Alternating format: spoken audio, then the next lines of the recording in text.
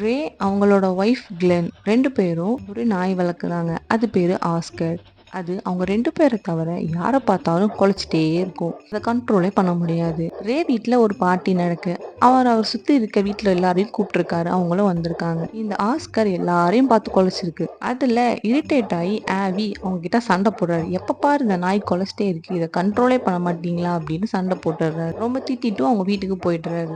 Next day ரே செத்து கிடக்குறாரு. அவங்க சுத்தி இருக்க நெய்பர்ஸ்க்கு எல்லாம் ரேயோட சத்தமும் ஒரு கன் ஷாட் சவுண்டு மட்டும் தான் கேட்டிருக்குது. போலீஸ் வந்து விசாரிக்கிறாங்க. போலீஸ் ரேயோட ஒய்ஃப் கிட்ட கேக்குறாங்க. ரேயோட ஒய்ஃப் எனக்கு தெரியாது, நான் வெளியில போயிட்டேன் அப்படின்னு சொல்றாங்க. சண்டை போட்ட அவங்க பக்கத்து வீட்டுக்கார ஆவி கிட்ட கேக்குறாங்க.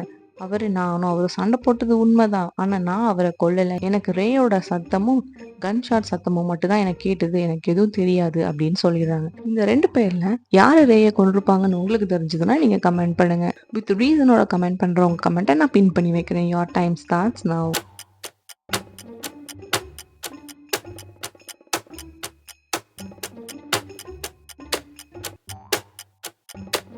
கரெக்டான ஆன்சர் பார்க்கறதுக்கு முன்னாடி லைக் பண்ணிடுங்க, ஷேர் பண்ணிடுங்க, சப்ஸ்கிரைப் பண்ணிடுங்க, பக்கத்தில் இருக்க பெல் ஐக்கானை கிளிக் பண்ணிடுங்க. கரெக்டான ஆன்சர் ரேயோட ஒய்ஃப் கிளென் தான் அவனை கொன்னது.